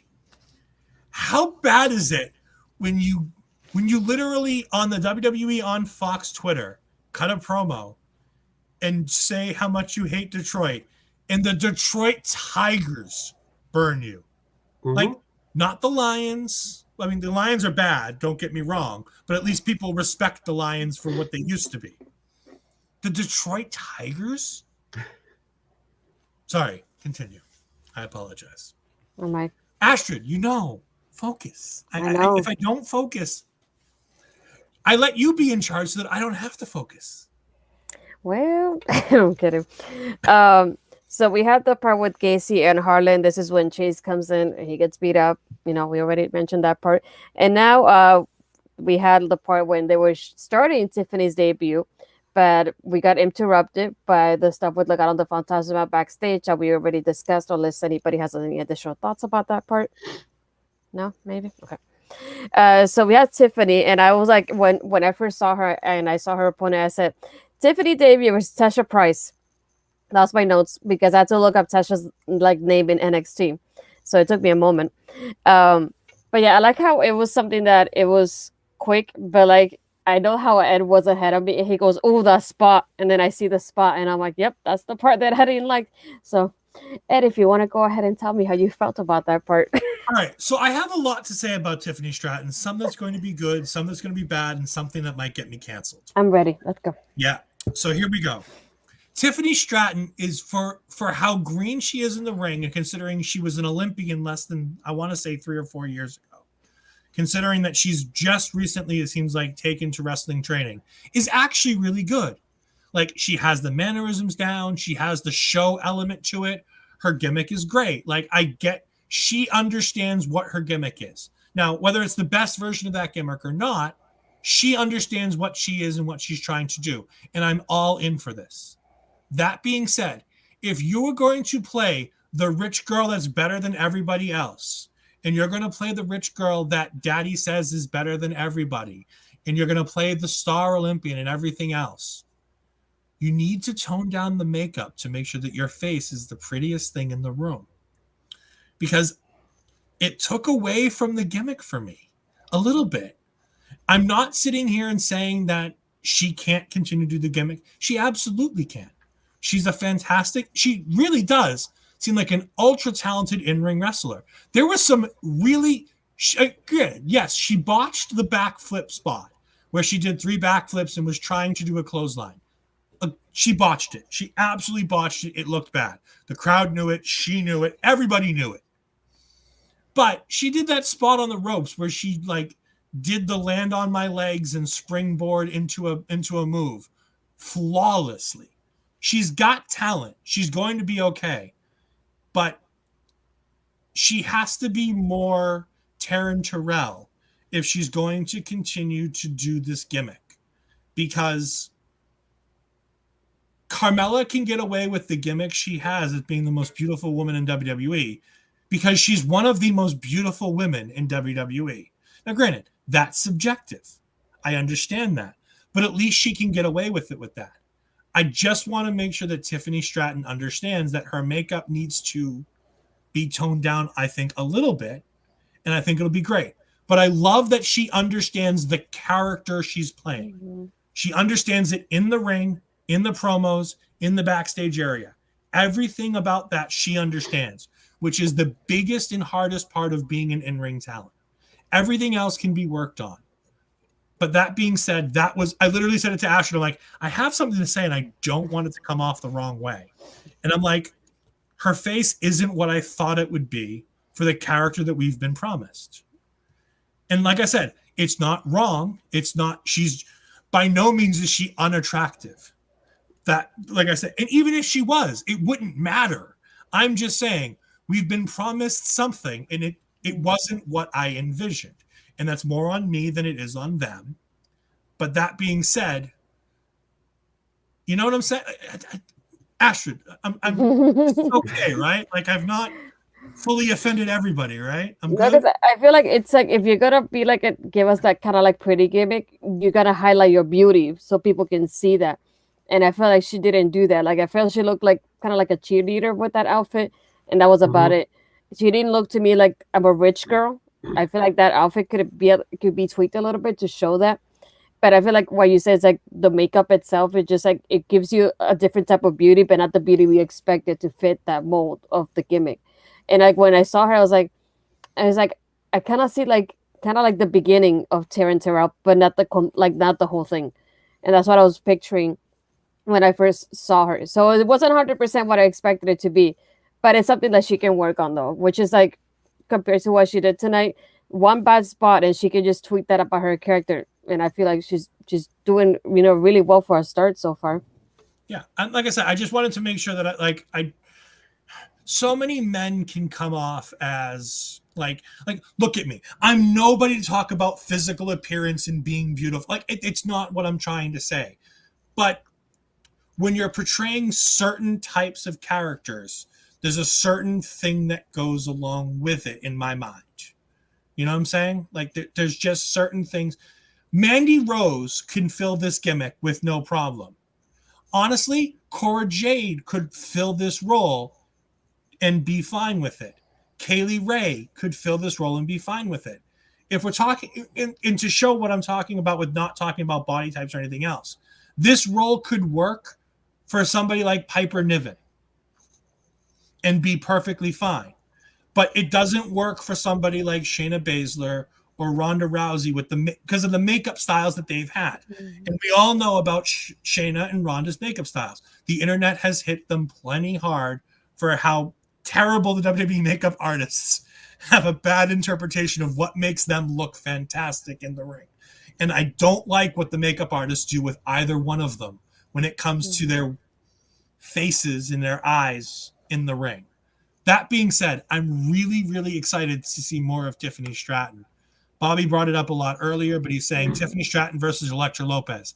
I don't want that match yet. Give me that match in 6 months when they both had time. Mm-hmm. They're both really green, and I think that will be a bad match if we get it soon. If we get this in 6 months, it might be better. But I do see Tiffany Stratton being a champion. I do see Tiffany Stratton being something fantastic. There's a lot to like about Tiffany Stratton. One bad spot doesn't ruin her character. It doesn't ruin her in-ring ability. We brought up before about Lash Legend and a What Culture thing saying they're going to dish Lash Legend's lashing out for her to be in her in-ring thing. And then 2 weeks later, we get a story from, I want to say it was quoted from Meltzer, but I know it wasn't Meltzer that I saw the story from, with somebody saying that it was one of the worst matches in WWE in 2021. And I'm like, there's a reason why we haven't seen Lash in the ring on NXT yet. And it's because they're not fully in love with her in-ring work. Tiffany Stratton is above that point. She's only going to get better because she's going to be in the ring with people who know how to do it. This was an enhancement talent. Now, don't get me right. Tesha Price could be fantastic. Fallon Henley could be great in NXT as a great enhancement talent. But these aren't the talents that you bring in to make your stars better in-ring workers. It's to show off what they do. And so I can't wait to see her with Cora Jade, who's a really good in-ring worker. I can't wait to see her in the ring with Io Shirai. When she comes back, Candice LeRae. When these people get back, Indy Hartwell. Like Tiffany Stratton, Indy Hartwell is going to be a really fun match because they're both bigger women who have a lot of character involved with it. Mm-hmm. That could be a fun match for the next, sometime in the next month for Tiffany Stratton to come back to, is this Indy Hartwell who's super distracted with Dexter and Tiffany Stratton being, the rich girl who thinks that she's the best in the world. That could be a whole lot of fun. Sorry, I've taken up way too much time on this topic. I apologize. Gomer, go ahead. Tiffany looked the part. I didn't mind the look at all. I will say when I saw her, the first thing I thought of was she was pretty much Lacey Evans, but going down the route of Frankie Monet. And obviously with Frankie Monet not being there anymore, that was like all I kept thinking was, wow, this was a person who kind of took this, maybe not as much as, it wasn't like a red carpet look like kind of Frankie Monet had, but it's still that kind of glitzy, glamorous, like going off as the top person look. A little more cheerleadery in this. I do agree with that, but it still had that look. But I kept just thinking she's another Lacey Evans. Like, oh, I want to see what she does. I didn't get to see a lot of the match. Like I said earlier, I was putting my daughter to sleep. But the little things I did see, I was impressed. She's got a lot to work on, and that's fine. This was her first match on TV, so I don't mind that part. Let's see where it goes in the future. Yeah. So during the match, we got the announcement in the corner that they had Von Wagner versus Malik Blake happening a little bit later on. They did show Io and Kayla like getting ready for the match backstage, but I figured probably nobody has really thoughts about that part. They're just showing each other.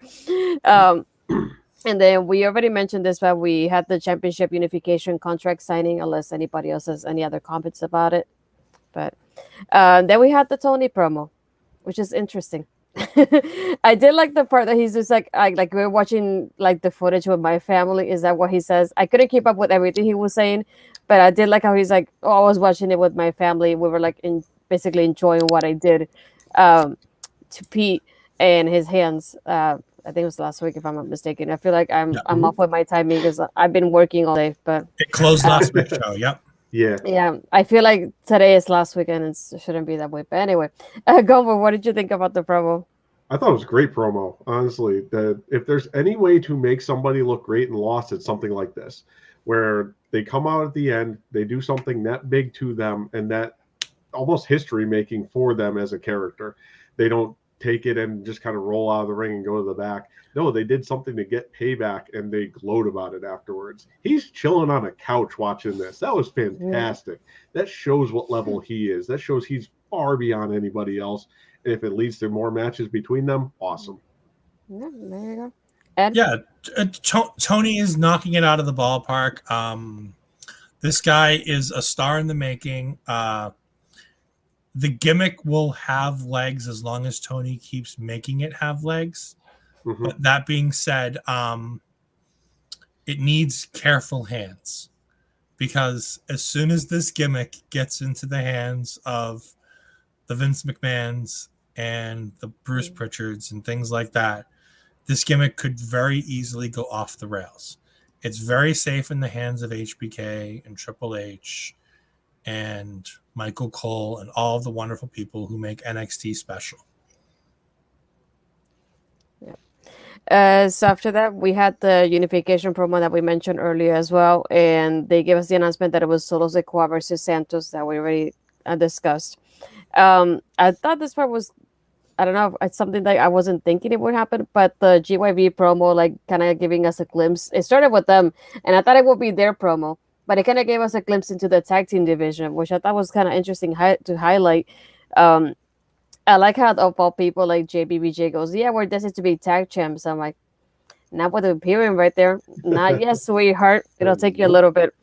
And I think I forgot to mention this, and I have it in my notes too. For the Solo Sikoa and Santos match, they said that he used to run with the day one types and he doesn't anymore. And I'm like, I see what he did there. Yeah. I like how he dropped. He's dropped that in his a promo once or twice. Yeah. He's like, we were supposed to be day one, but now they've left me behind. Yeah. I'm like, I can't wait for the day he comes up and like screws the Usos out of something fantastic. Can't wait. Can you imagine that? But then we had the Harlot and Gacy part on the roof that we already mentioned as well. The other part that we had was we had Boa attacking Solo backstage after he won. I feel like I don't remember when I saw that Boa last time, to be honest. He was there last week. He had a match. See, telling you, I'm terrible with timing now. It's fine. All right, I'm gonna say this again. I feel like I say it every week. We try to be really, really talk about the things that we love in wrestling, and we should, because it's love wrestling, and we should talk about great things in wrestling. We shouldn't always harp on the negative. Boa tries real hard to be a good WWE superstar. He tries so hard to be good. I could friggin' care less about Boa and everything about him. I did like the quick change, whether it was an entirely different shot, whether it's just a quick change of the mask and the paint. I really liked the camera work that went with it. Mhm. That was nice because it went from Boa with the face paint doing the, and I still don't understand why he has Ming's like Tongan death grip, considering he's not Tongan, but we'll let that slide. But because honestly, that's the only person I've ever seen use that, like that specific grip. It's special to Meng from WCW, and it's all I ever remember. But otherwise, I really don't care about Boa, and I want him as far away from Solo Sikoa, who's a star, as possible. Ironically, it took me a moment to like remember that it was Boa because I first saw it and I was so focused on Solo, and then I'm like, wait, who's attacking him? And I look back and I was like, oh, Boa, that's interesting. But yeah, I was just like, it took me a moment to process it while it was happening for some reason. But I was like, I guess I'll keep going with this Boa thing that should have ended when Mei Ying ended, but okay. I think that's the problem, is that it should have ended there, and Yeah. they just keep running with it. So he was nothing big while she was around. Mhm. It was like maybe like a month of really working together. Nothing really came from it. They're just trying to grasp at something, and it's just, to us, not working. So I think here's what it is. I think the people backstage really like Boa as a person. Like I think they personally like Boa. He was the first big signing from the Chinese tryouts that they did years and years ago when they did that first Chinese tryout. I want to say he's probably one of those first big name people that they signed. They think he can do it. And in the ring, he's fine. He's serviceable. Mhm. He's all right. Like he's not bad by any means. I just don't care. Like it's all about me giving a darn, and I just don't give a darn when it comes to Boa. And I think that's the problem. Like I think that the reason why they keep trying so hard and things should end and they don't for Boa is because I think people like Triple H and Shawn Michaels and probably William Regal see something in Boa that they're like, we can do something with this. And they just haven't found it yet. Someday they might. I'm not going to blame them for giving him a shot. Doesn't mean I want to see him on my TV. And then next we had the promo package for Braun and Ciampa, like leading up to the match next week. And then we get Vaughn versus Malik. And interesting enough, well, not interesting because we know what's happening, but Robert Stone is watching backstage. And again, I'm thinking, watch out, Vaughn. Don't do it. Don't get close to Robert, please. But of course, Vaughn wins. And he's about to attack Malik, but Idris is the one that rescues him instead. So, Gomer, let us know what you thought about that part. Match was okay. There were some points where it kind of got a little rough, to me anyways. Von Wagner's another one, like Boa. I can't get behind him. I really want to find something that I like about him. His in-ring work is fine. He looks crisp in there, but the personality's just gone. The only thing that I saw in the night that I was okay with, where I'm like, oh my God, there's some personality, was when he said, "Who the hell are you?" at the beginning of the show. Other than that, he's in the ring, and it like, I don't know. I just cannot get behind this character. Like, I want to see him give me some life, some oomph, something. I want to really like him. But other than that, the match was okay.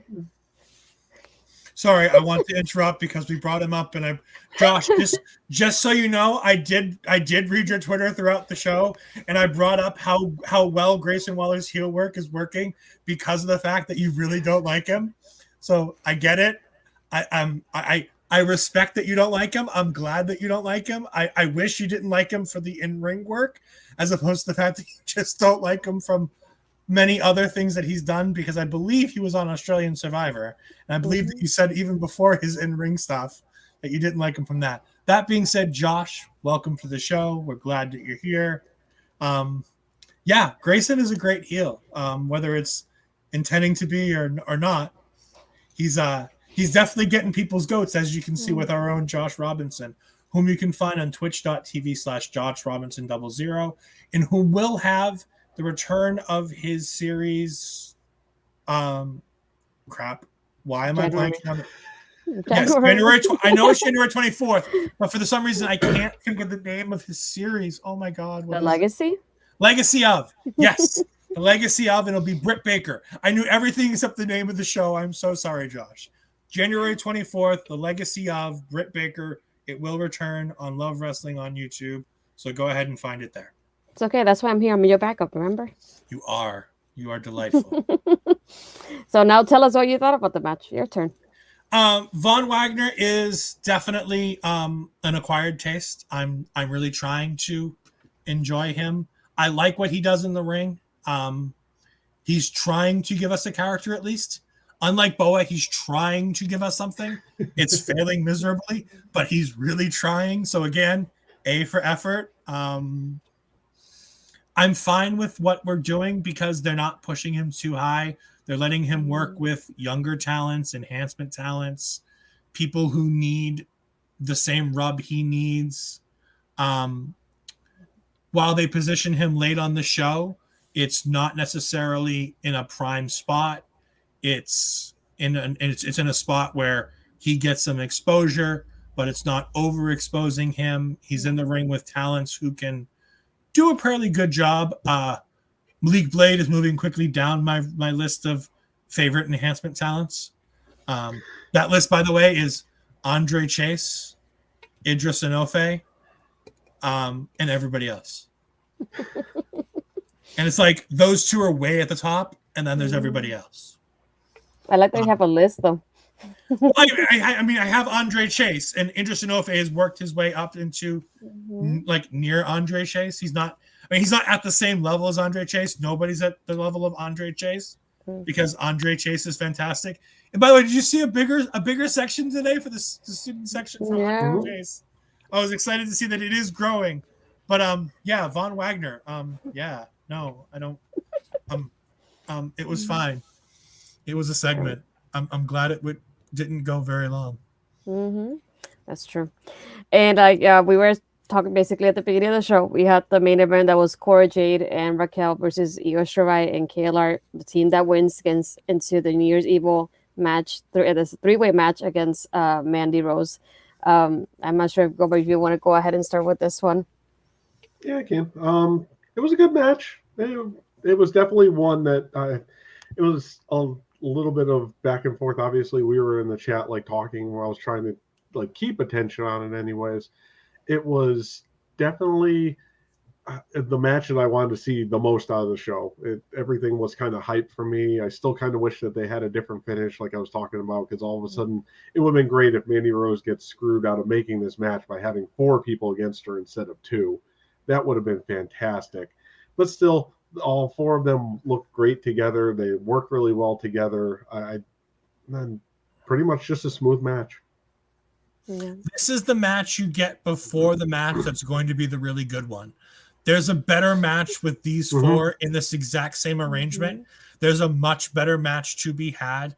And this was the match that, like, we want to give you a main event match, but we don't want to give you a takeover main event match. We want to give you that next level down of like TV main event that we can go 10 minutes and have a whole lot of fun. And I love that Cora Jade was the one in the build-up to War Games was like, no, we're not going to do this stupid coexisting bullshit. We're not going to do it. It's old. It's antiquated. We don't need to do it anymore.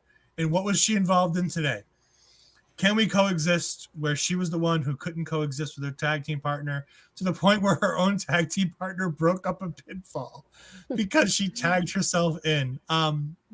It's great. It sets up heat between the 2 of them, which is what's going to give Mandy Rose the win on Tuesday, which is fantastic because there's no reason to take the title off of Mandy Rose right now. She's doing everything she needs to do to build to what she needs to build to for establishing herself and gaining the credibility that she deserves, because the Mandy Rose in front of us right now is light years better than the Mandy Rose we saw in Tough Enough as Amanda, the girl who wanted to leave Tough Enough to go get married.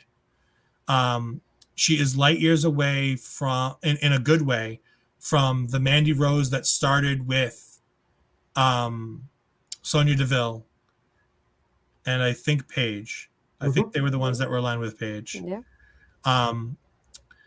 And she's come along so far, and the spotlight that she got while working with Otis and Dolph and Sonya garnered her the respect that she deserves in the ring.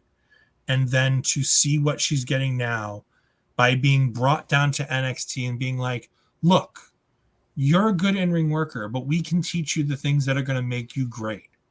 And she's already so much better than she was before, whether it be being in the ring, whether it is having the people who know how to give her an entrance that is dedicated to her and shows off everything that her and her friends are all about, which is the looking good and, we're Toxic Attraction.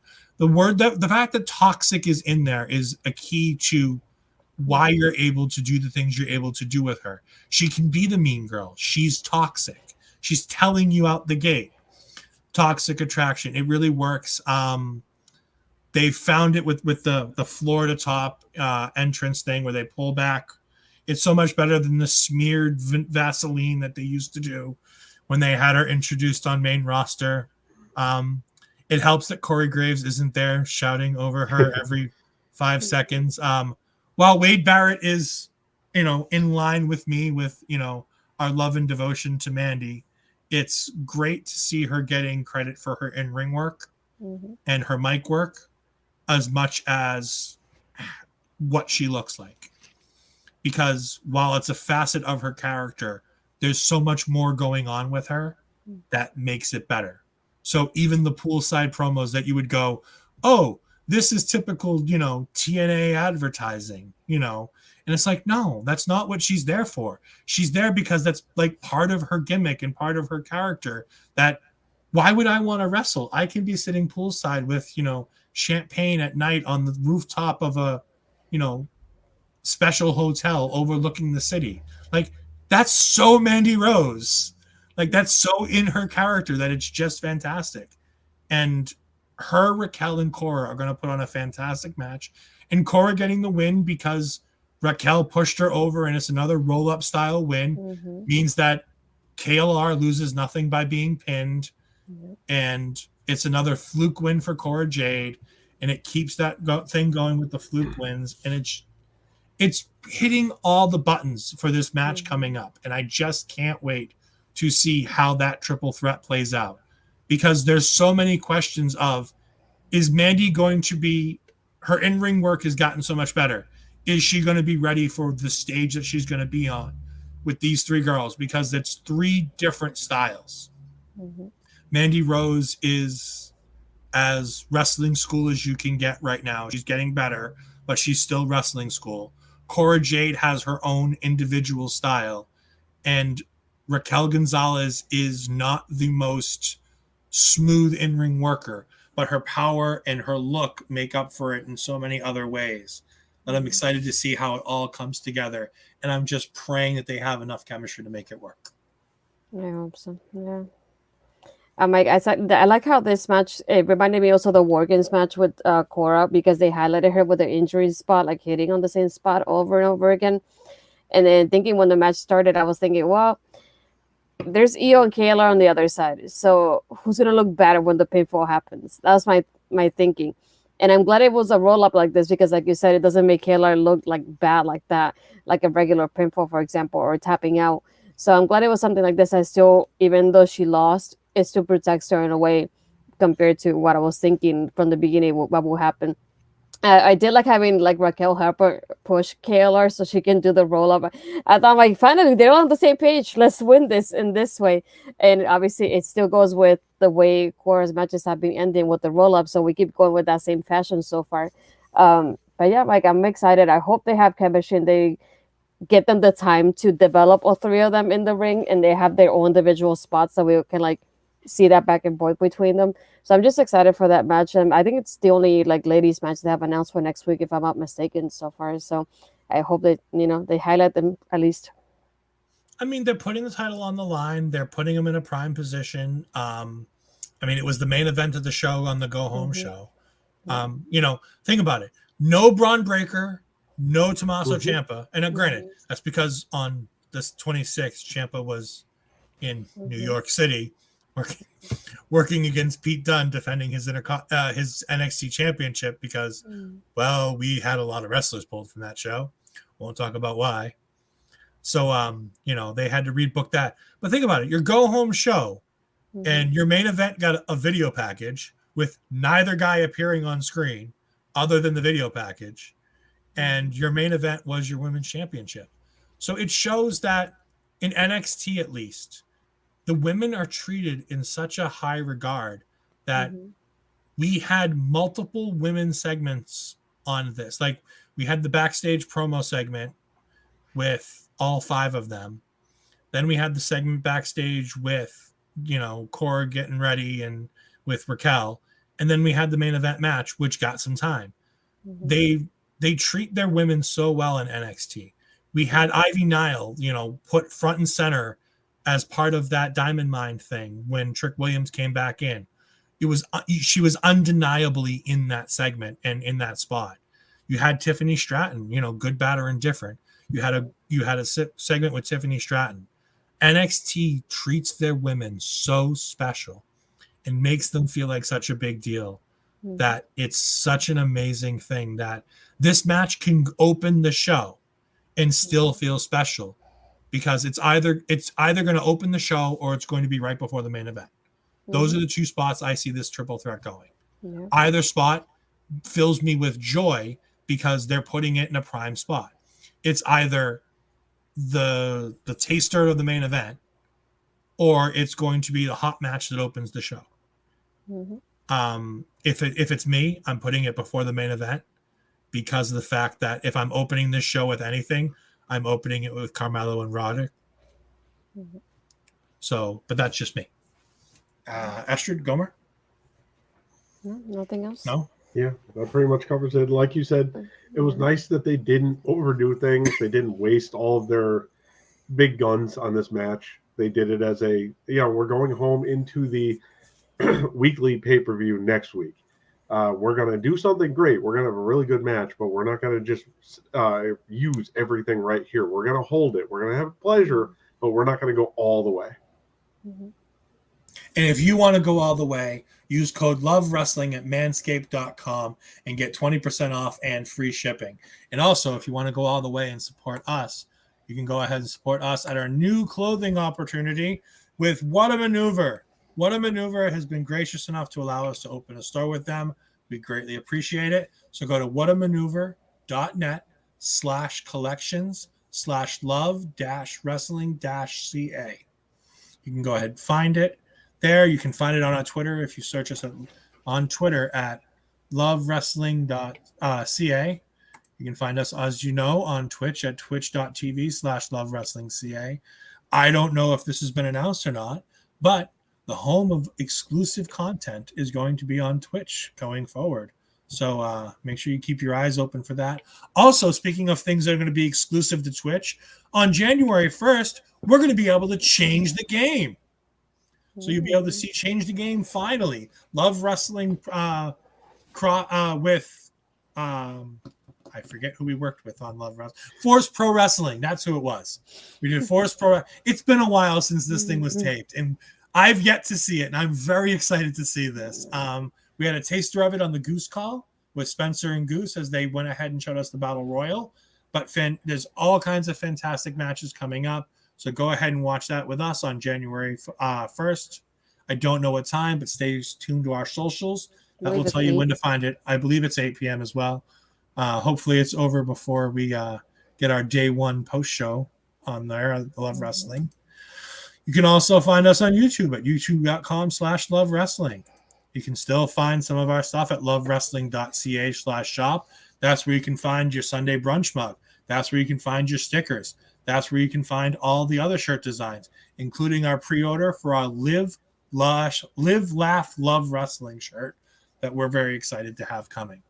Speaking of things that we're excited to talk about, we're going to have Gomer plug his stuff. So, Gomer, you get the big screen. Hold on. It says, so StreamYard has unfortunately started to be funky and not give us the things that we want anymore. So we're going to find the old layout. I think this is no, that's definitely not the one. It got better looking for a second. Here we go. Here's one that we can go, so we can get all your stuff in there. Okay, cool. We're ready. Okay, cool. So yeah, you can find me on Twitter at ChokeGoat. You can find me on Instagram at ChokeGoat Gaming. It's going to be a lot of video gaming stuff, obviously, since it's a gaming entity. But I also talk about wrestling every now and then on there. Constantly doing my Play All My Games challenge, where I try to get through or playing at least a little bit of every video game I have in my collection of over 2,000 physical copies of video games. Tomorrow, I will definitely be doing a John Madden football game in honor of him passing today. That was kind of big news when I saw it, and I kind of hate that I already did my game for the day and posted it, but it will definitely be a thing tomorrow. Just catch me on there. Yes. The big star with the big screen. Astrid. No, I'm kidding. No, we'll be here hopefully for New Year's. I keep saying New Year's Eve. New Year's Evil reacts next week, as usual, business for us. Hopefully we have our special guests, right? I hope they come in. I talked to him on a different live stream, and he says that he's going to very much so attempt to pop in if the foreseeable happens. So there we go. If not, I'm going to ask for a refund, okay? So make sure we have an invoice ready. But if not, we have New Year's Day reacts coming up. Maybe I'll be part of it. But other than that, hopefully for next year, if my work allows it, I'll be able to do more Astrid interviews. So still subscribe to the YouTube channel and check those out. We have so much content on YouTube, so just subscribe. It's the best thing to do, and ring the bell, put the notifications for the bell, so you get notified every time we post, which is very often. So yeah, other than that, that's it for me at least. You can also find her at Astrid Pizarro on Twitter. Didn't mention that. While we're here, I just want to go ahead and give a shout out. I kind of threw it up a little bit, but Chavez Club, thank you. Hello, everyone. Just passing to wish you all a great live stream. Take care. Thank you for joining us. I see that lovely wrestling mask on there on your profile picture. So hopefully you can join us again, because we're just kind of wrapping up now. But hopefully next time we can catch you for a little bit longer. You can find me at edfries12584 on Twitter. You can go ahead and find me co-hosting here on NXT with Astrid, sometimes with our good friend Cody, who's been on assignment a lot, but it should be getting back to normal with me, Astrid, and Cody coming in the near future. We do have our New Year's Evil reacts coming up next week on Tuesday night. That should be part of a double feature with Power Out, I would imagine. If not, we will let you know. Check our socials for that. We'll let you know exactly what's going on. We are trying to get a special guest for that show. I think you all know who the special guest is, considering the main event is Braun Breaker versus Tommaso Ciampa.